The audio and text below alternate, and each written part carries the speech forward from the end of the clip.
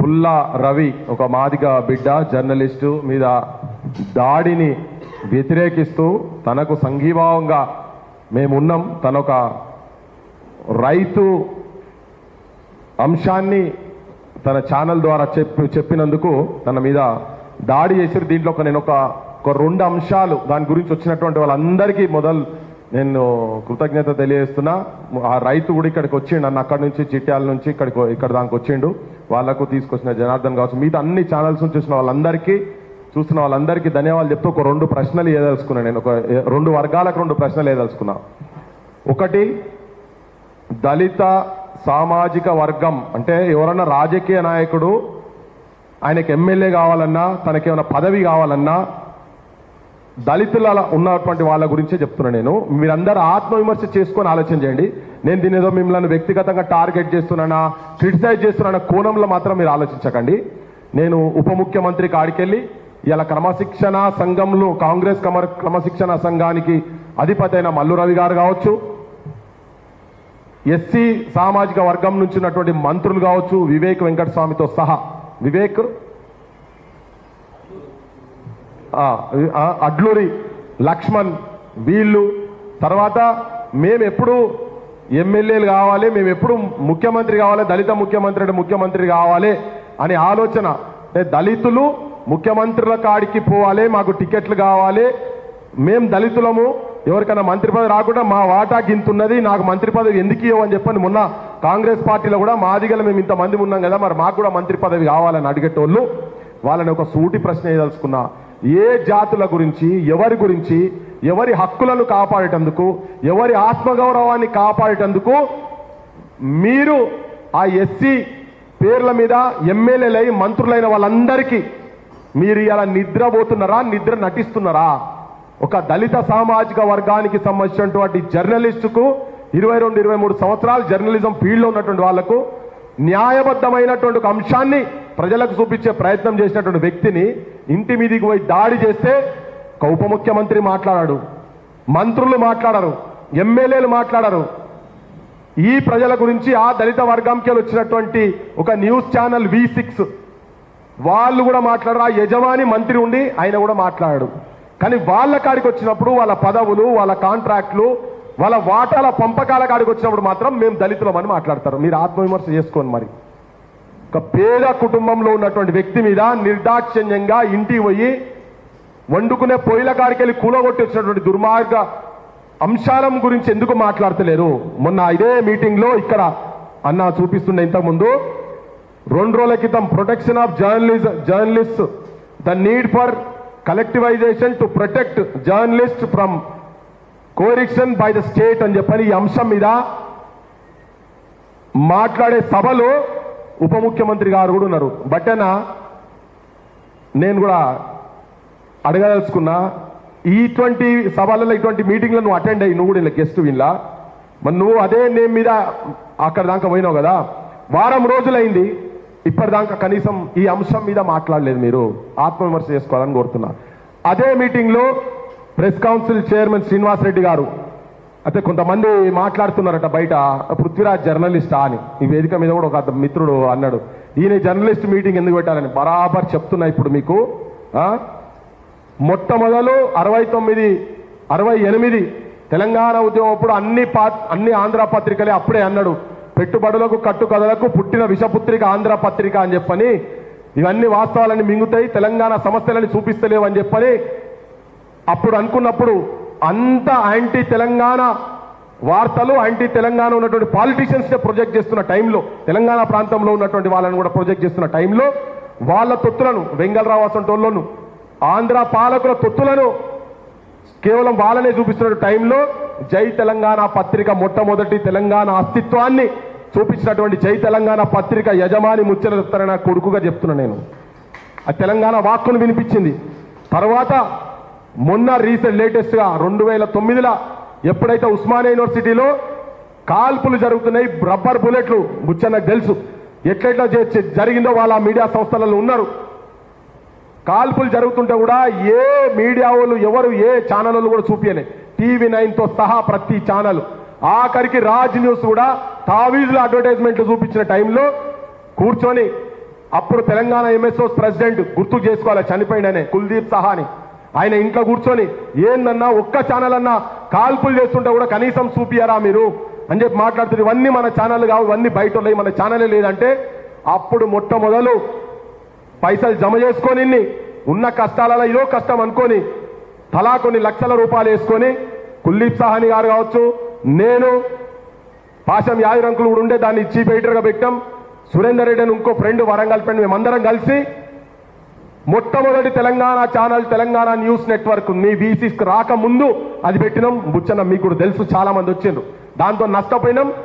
కానీ తెలంగాణ వాళ్ళనే ఈవెన్ ఆంధ్రప్రదేశ్ ముఖ్యమంత్రిని కూడా బొమ్మ స్క్రీన్ మీద చూపించకుండా ఉండి ఏవో బాధలు బండ కింద బతుకులు తెలంగాణ అస్తిత్వాన్ని చూపించేటువంటి దాంట్లో బీడీల కార్మికుల దగ్గర కూడా మైక్ కూడా నేను కూడా పట్టుకొని పోయినా. ఇప్పుడు యూట్యూబ్లలో కొట్టుని పాత వీడియోలు ఏమైనా ఉంటే తెలుస్తాయి. ఛానల్ పెట్టి ఎక్కడ కూడా అమ్ముడు పోకుండా కాదు, అది పదమే పక్కకు పడేసి కనీసం తెలంగాణ తలను దించేటువంటి పని ఏది చెయ్యకుండా చూపించి ఆర్థికంగా నష్టపోయినా కానీ ఛానల్ నడిపినాం. ఇప్పటికీ అది అక్కడక్కడ నడుస్తూ ఉన్నది. ఆ ఛానల్ ఫుల్ ఫ్లెజ్గా నడచలేకపోవచ్చు. నేను జర్నలిస్ట్ కులానికి జర్నలిస్ట్ బిడ్డనే కాబట్టే బరాబర్ పృథ్వీరాజ్గా నా రైట్గా నేను ఆడిపోయినా. కానీ మిమ్మల్ని ఎవరు నేను క్రిటిసైజ్ చేయదలుచుకోలేదు, నేను క్రిటిసిజం గురించి కూడా నేను మీటింగ్ పెట్టలేదు. కానీ వాస్తవాలు ఎవరు మాట్లాడతలేరు కాబట్టి చూపించాలనే ప్రయత్నం. ఈ ప్రొటెక్షన్ సేమ్ టైటిల్ మీద ఉన్న శ్రీనివాసరెడ్డి అన్న మీకు కూడా నేను క్వశ్చన్ చేస్తాను. మిమ్మల్ని కూడా ఈ మీటింగ్ పిలిచినందుకు చాలా ప్రయత్నం చేసిన, సంఘాలందరినీ పిలిచే ప్రయత్నం చేసిన. మీ ఎవ్వరి మీద నాకు మీరు నిజంగానే నిన్న ఇక్కడ మీటింగ్లలో బిజీగా ఉన్నారు కొంతమంది. రాత్రి విజయనగరం చెప్పి నేను 100% విత్ యూ అన్నాడు ఈ ప్రెస్ క్లబ్ చైర్మన్. కానీ అద్భుతమైన పని, అద్భుతమైన ప్రోగ్రాం వాళ్ళు చేసిండ్రు. దేశం గర్వపడే స్థాయిలో ఆ మీటింగ్ పెట్టిండ్రు. కానీ మన పల్లెలలో మన జర్నలిస్టులను దాడి జరుగుతుంటే స్పందించాల్సిన అవసరం మీరు ఇప్పుడు జర్నలిస్టు అధ్యక్షుని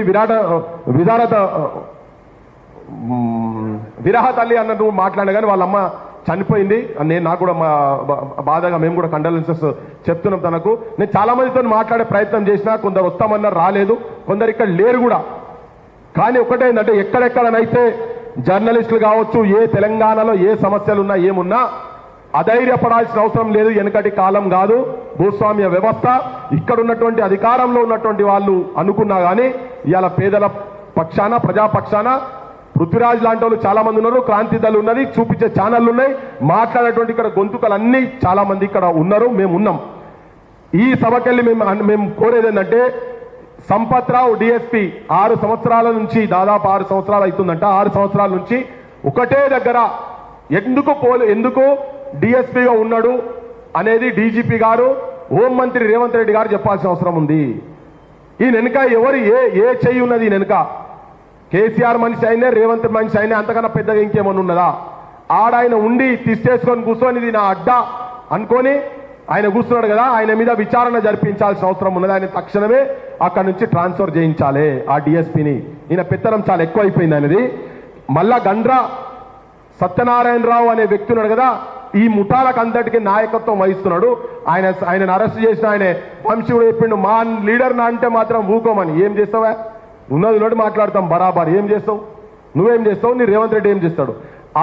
ఆయన వైఖరి కాంగ్రెస్ పార్టీ వైఖరి అని కనుక నువ్వు ఉండేది ఉంటే అందులున్నటువంటి దళిత ఎమ్మెల్యేలు మరి ఆయన వచ్చి ఒకటి కాదు, ఇంతకుముందు మీ గవర్నమెంట్ వచ్చిన కొత్తల్నే ఎస్సీ మీద దాడి చేస్తే ఎస్ఎస్సీ అట్రాసిటీస్ అయింది. ఇప్పుడు మళ్ళీ రెండో దాడి అది జర్నలిస్ట్ మీద జరిగింది. మరి మీరు ఆయన కాంగ్రెస్ పార్టీలో ఉంచుతారా, ఊడబిక్తారా? ఇక మీరు అందులో ఉన్నటువంటి నేను దళిత ఎమ్మెల్యేలను, దళిత మంత్రులను, ఈవెన్ ఉప ముఖ్యమంత్రి గారిని కూడా నేను ఇది ఆత్మవిమర్శ చేసుకోవాల్సిందిగా నేను కోరుతున్నా.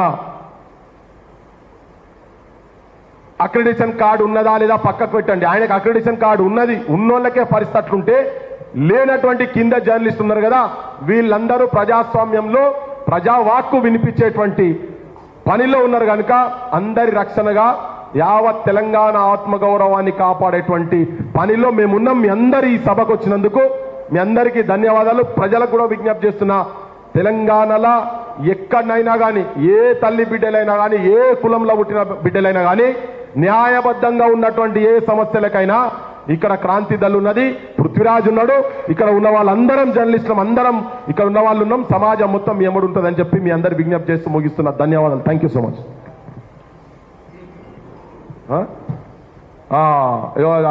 అనేటోళ్ళకి ఒక్కసారికి విజువల్ ప్లే ఇది ప్లే చేయవా? ఓన్లీ ఫోటోనా? అది జస్ట్ ఫోటోనే ఉన్నది. వాల్యూమ్ పెట్టు, వస్తా పెట్టు, వాల్యూమ్ ఆన్ చేయి, చూపిద్దాం కదా. కొంతమంది అంటారు మళ్ళా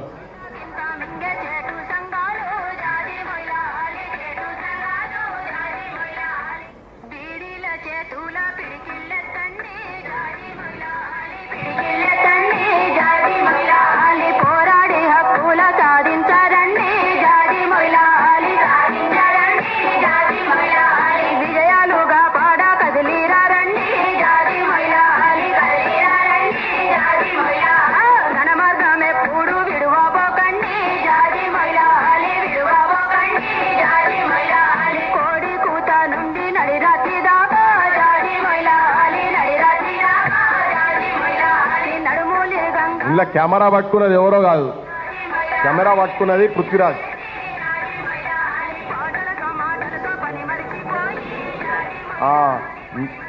మీకు ఎవరైనా డౌట్లు ఉన్న వాళ్ళు ఉంటే చూసుకోండి. సిఎన్ఎన్లా నేను కూడా ఇక్కడ కూర్చున్న వాళ్ళందరి లెక్క మైకులు పట్టుకొని నేను కూడా జనంలా తిరిగినోనే. అందుకే ఎవరన్నా ఆ డౌట్లు ఉంటే జర డౌట్లు క్లియర్ చేసుకోండి. జర్నలిస్ట్ కాకుండా ప్రజల పక్షాన ఎవరైనా మీటింగ్ పెట్టే హక్కు ఉన్నది, కానీ పృథ్వీరాజ్ కూడా జర్నలిజంలోనే ఉన్నాడని చెప్పి మీ అందరికి విజ్ఞప్తి చేస్తున్నా. Thank you so much. So అన్న